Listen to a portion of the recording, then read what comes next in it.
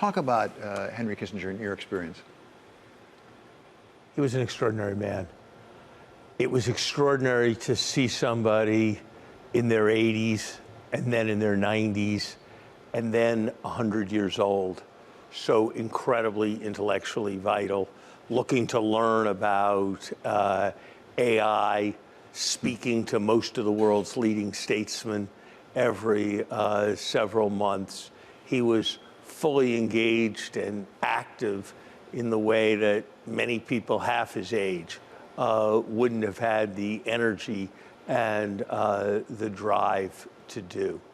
He was somebody who always thought in the large first, understanding the broad historical forces that were shaping relationships between countries, from that forming a conception of strategy, from that conception of strategy working to tactics.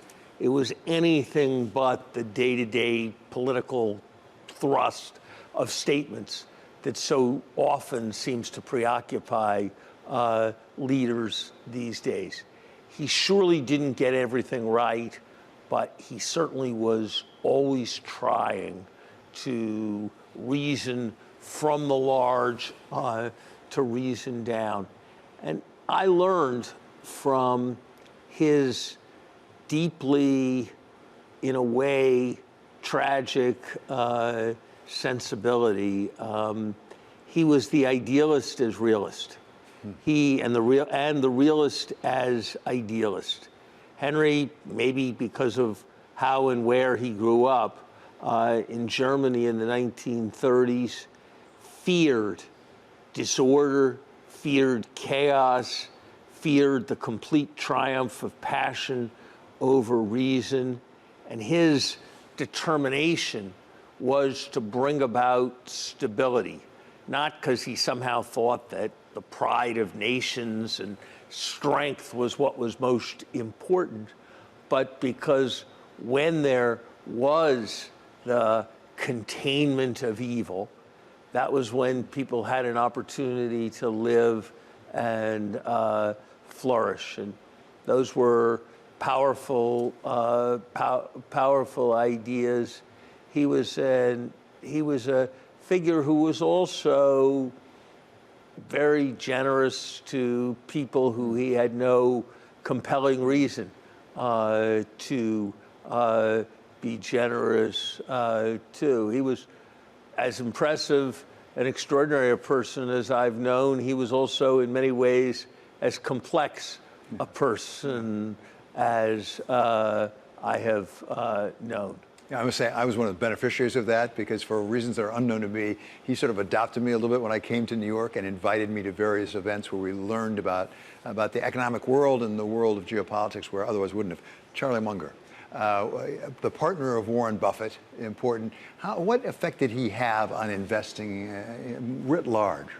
You know, I think the first thing to say is that Charlie and Henry had something very important in common. They had different interests, they had different styles, they had different ways of speaking.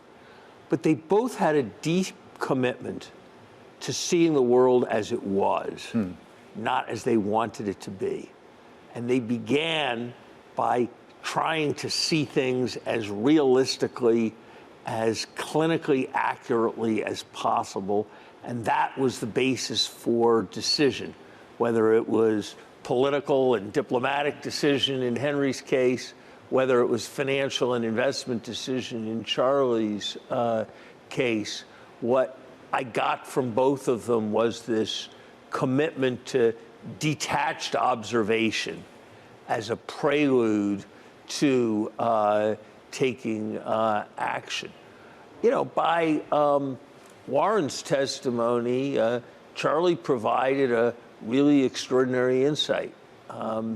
He said, and it's different than the old-fashioned and traditional value investing credo, Charlie rejected the idea of buying fair companies at great prices.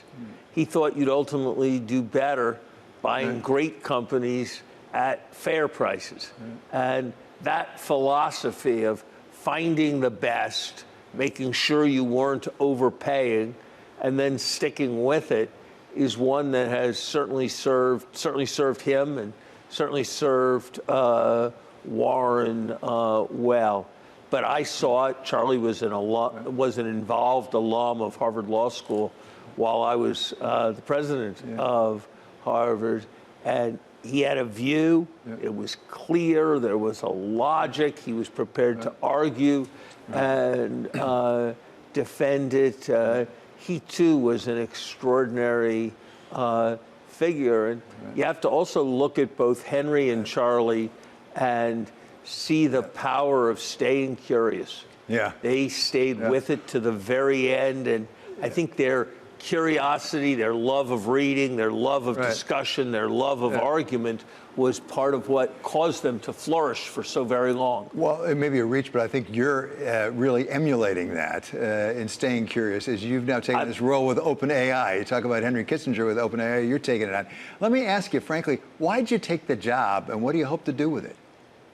I thought that, as I said on your show, that this was something that was extraordinarily important. You know, no one can be certain whether this is a once-a-decade technology, a once-a-half-century technology, a once-a-century technology, a once-a-millennium technology. No one can know that for sure, but it sure looks like it's awfully important to develop rapidly and safely and to disseminate effectively and well. So when I was offered an opportunity to be part of contributing to that and overseeing to make sure that that was effectively done and to do it working with some very great people, I thought it was a real opportunity, and I was glad to do it. I don't want to take anything away from your technological expertise, but what you just said, safely, strikes me as probably part of what you're going to be focused on.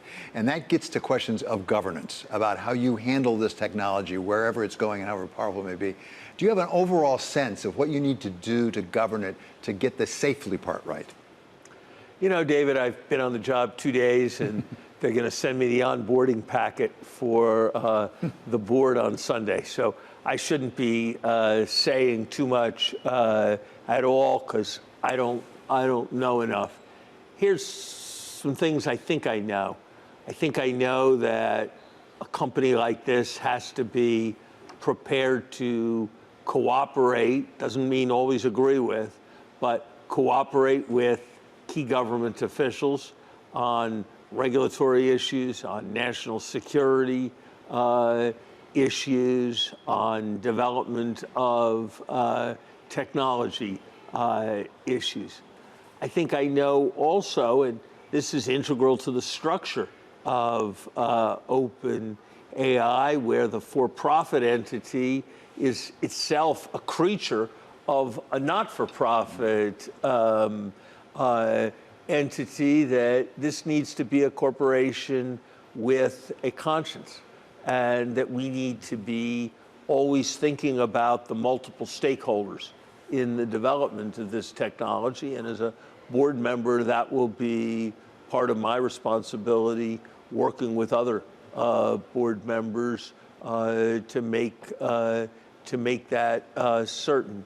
You know, my colleague at Harvard, late colleague, Ken Galbraith, said that conscience is the knowledge that someone is watching. And I think it's the responsibility for everybody involved in this to be thinking very carefully, always, about both opportunities and uncertainties, and to make sure that those are balanced in the best way that's possible.